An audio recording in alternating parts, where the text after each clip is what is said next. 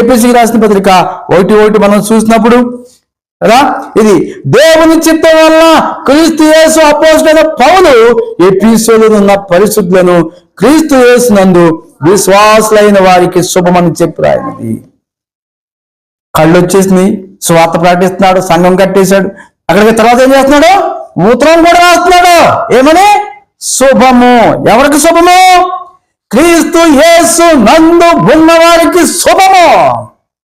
భూమి మీద ఉన్న భక్తులే శ్రేష్ఠులు. శ్రేష్టమైన వారికి పౌలు గారు ఏం చేస్తున్నాడు? శుభవచనాన్ని తెలియజేస్తున్నాడు. ఆ రోజు మరియకి ఆ దూత ఏం తెచ్చింది? శుభవచనము. ఆ శుభవచనము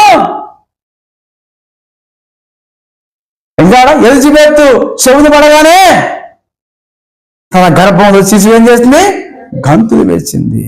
ప్రియమైనటువంటి వారులారా, ఈ ఉదయ కాలంలో మనం చూసినప్పుడు ఈ శ్రేష్టమైనటువంటి వాక్యము ఏంటంట మనకి తెలియజేస్తుంది ఏంటంటే, భూమి మీద ఉన్న భక్తులే శ్రేష్ఠులు, వారికే శుభము.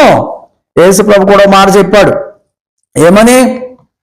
సర్వోన్నతమైన స్థలములో దేవునికి మహిమ, తనకిష్టమైన ప్రజలకు భూమి మీద సమాధానము. ఎవరైతే ఆయనకి ఇష్టముగా ఉంటారో వాళ్ళకి సమాధానం ఉంటుంది. మనము ప్రభువుకి ఇష్టమైన వారుగా మనం జీవించాలి. ప్రభువుకి ఆరాధించేవాళ్ళుగా, ప్రభు మార్గంలో మనం నడిచేవాళ్ళుగా, ప్రభు మాట వినేవాళ్ళుగా, ఆయన మార్గాన్ని అనుసరించే వాళ్ళుగా ఉంటే అప్పుడు ఆయనకు మనం ఏమవుతాము? ఇష్టం అవుతాము. అప్పుడు మనకి ఏం కలుగుతుంది?